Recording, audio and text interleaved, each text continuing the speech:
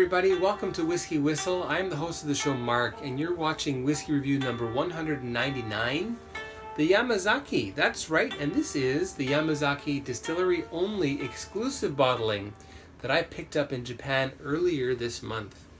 Now, I've already got that poured. I poured that out in the previous review, so it's all ready. It's had its time to breathe and everything, so it's ready to go. Now, first of all, let's look at the color of this Yamazaki Distillery only bottling. Now, this is pretty much a standard gold color, maybe slightly lighter than that, a lighter gold tone.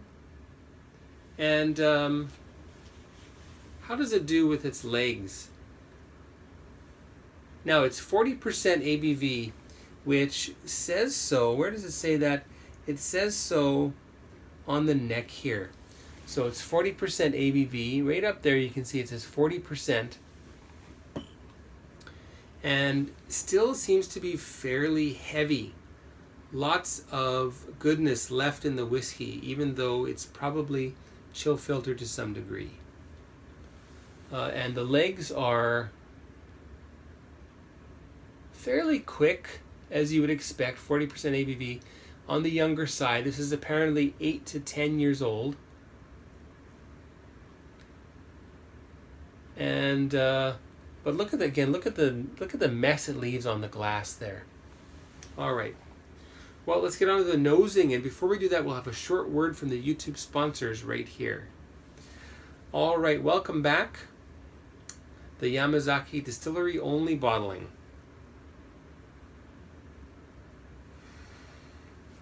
This one is really perfumed. It's got a wonderful nose. I have a feeling that this is largely Mizunara oak. That would be my guess. A little bit less peat than the Distiller's Reserve. A little bit more spice. Some ginger now.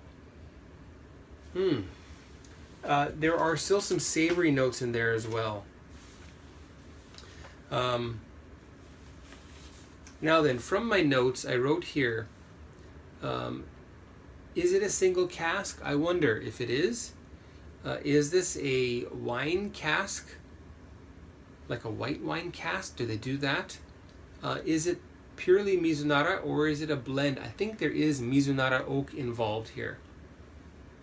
And for me, the nose reminds me of some cedar, cinnamon, some cardamom, especially some ginger, a little bit of white wine, and the vanilla does come through the longer that you wait, and definitely waited long enough. So yes, I'm getting some vanilla here,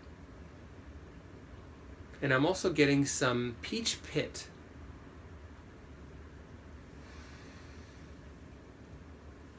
Let's see, take it to the lip.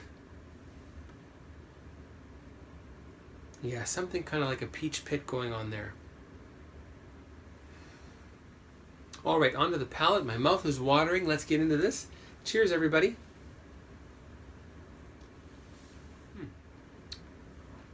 Again, deliciously buttery smooth. This is also very well aged.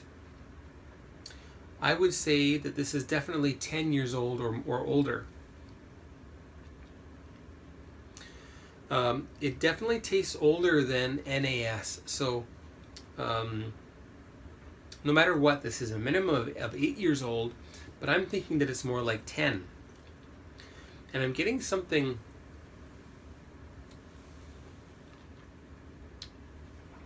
kind of like buttered grain bread with some cream cheese and sugar sprinkled on top.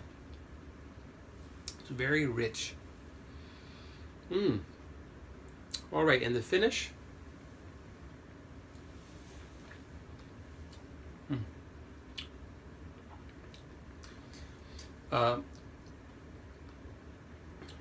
Nice warm cooked peaches and pears with a vanilla pudding on top and a dust of cinnamon. Can you imagine that? This is what the finish seems like to me. And it's a very, very long finish.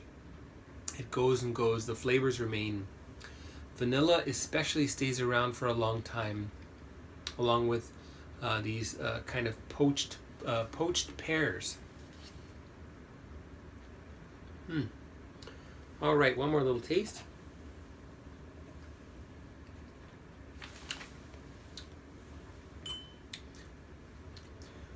The finish is especially sweet, and that is awesome. All right, we're going to add just a little bit of water, not too much. I'm going to add less than 1 milliliter of water. So I'm probably bringing it down to about 38% ABV. Give that a good stir. A little bit more ginger coming through here now. And a little bit more of that savory note that I found in the Distiller's Reserve.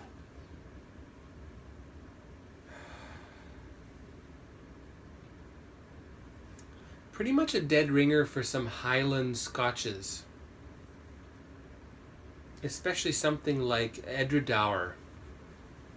If I put this and Edradour 10-year-old side by side, I might confuse the two of them, in fact.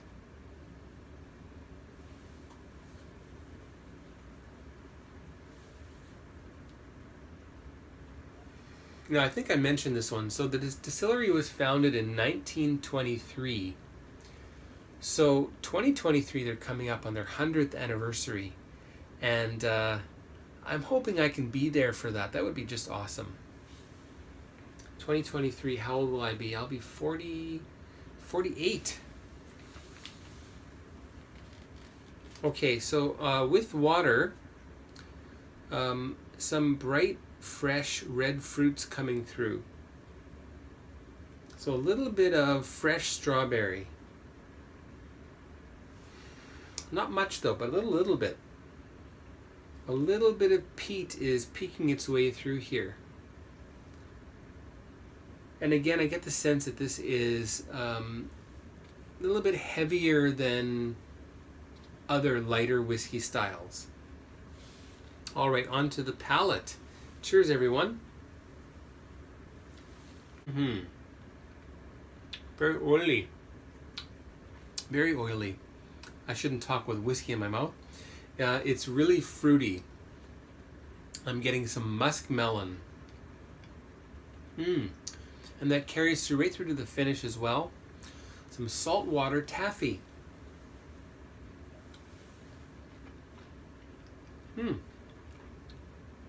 Isn't that interesting?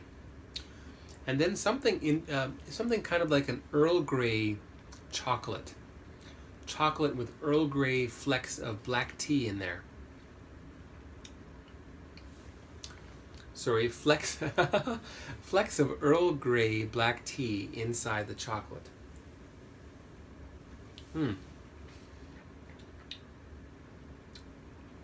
The finish also is quite long.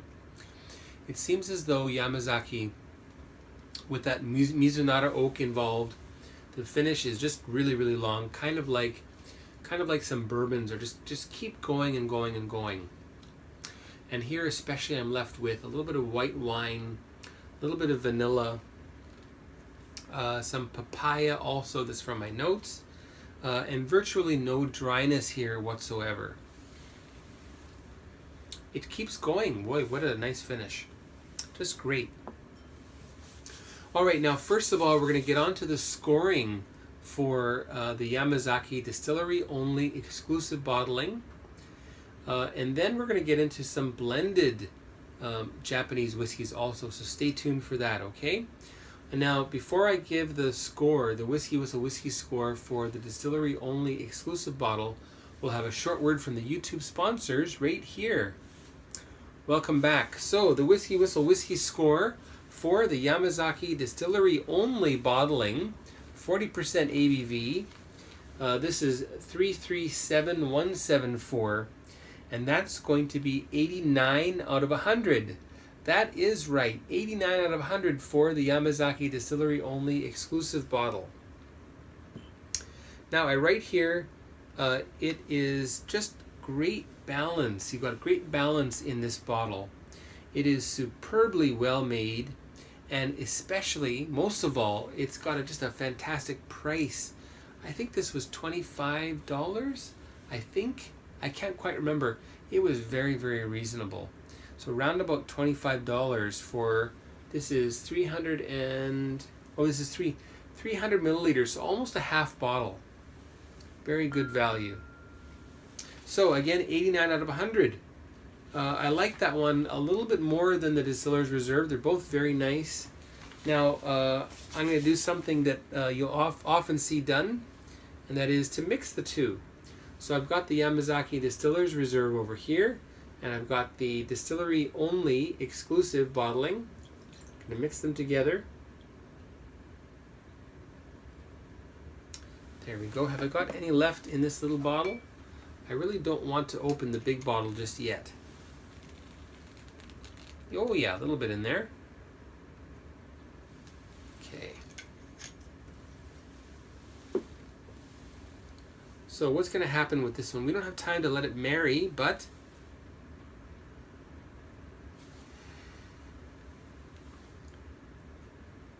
it's lost that peaty edge now. And it really, that fresh fruit now. Fresh strawberries intermingling with cooked strawberries. A hint of peat is still noticed here.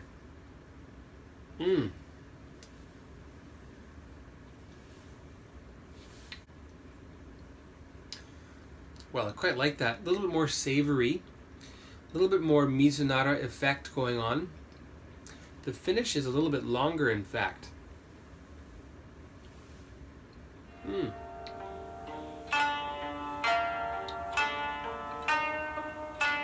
Just as good as this one. Maybe slightly better, with that hint of extra peat kicking through there. Very nice. Alright, so we're going to get on to a few other things here.